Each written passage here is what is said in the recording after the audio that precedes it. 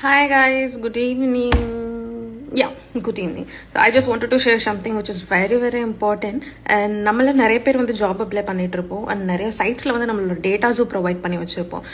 Official சைட்ஸும் இல்லாமல் ரேண்டமாக நமக்கு சஜஸ்ட் ஆகிற சைட்ஸ்லேயே வந்து நம்ம ரெஸ்யூமே அப்லோட் பண்ணிவிட்டு ஜாப்ஸ் வந்து அப்ளை பண்ணி வச்சுருப்போம்.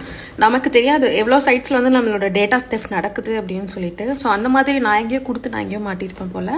எனக்கு ரேண்டமாக நிறைய மெயில்ஸ் வருது, நிறைய கன்சல்டன்சிக்கு என்னோட நம்பர்ஸ் ஆர் டேட்டா ஷேர் ஆகுதுன்னு நினைக்கிறேன். ஸோ நிறைய மெயில்ஸ் வருது, நிறைய மெயில்ஸில் வந்து ரொம்ப ஃபேக்காக இருக்குது. அன்வான்ட் இந்த சென்ஸ் நம்மளோட பாஸ்போர்ட் நம்பர், விசா டீட்டெயில்ஸ் அந்த மாதிரி நிறைய கேட்கும். இதெல்லாம் வந்து நம்ம டேட்டாஸாக கொடுப்போமா அப்படின்னா எனக்கு சரியாக தெரியல. பட் அஃப்கோர்ஸ் ஒரு இன்டர்வியூ அட்டன் பண்ணுறோம் அப்படின்னா அதுக்கு அடுத்த ப்ராசஸாக தான் மேபி இதெல்லாம் இருக்கலாம். அண்ட் இந்த மாதிரி நிறைய டேட்டாஸ் கேட்குற சைட்ஸ்லேயும் இந்த மாதிரி நிறைய ரேண்டமாக ஃபேக்காக வர மெயில்ஸ்லேயும் வந்து ஜஸ்ட் யாரும் அப்ளை பண்ணிடாதீங்க. And even I'm not applying. அண்ட் இந்த மாதிரி மெயில்ஸ்லாம் நமக்கு வந்து டே டைம்ஸில் வராது, அரௌண்ட் 2 o'clock 1 o'clock மிட் நைட்டில் வரும் அந்த மாதிரி மெயில்ஸ் எல்லாம்.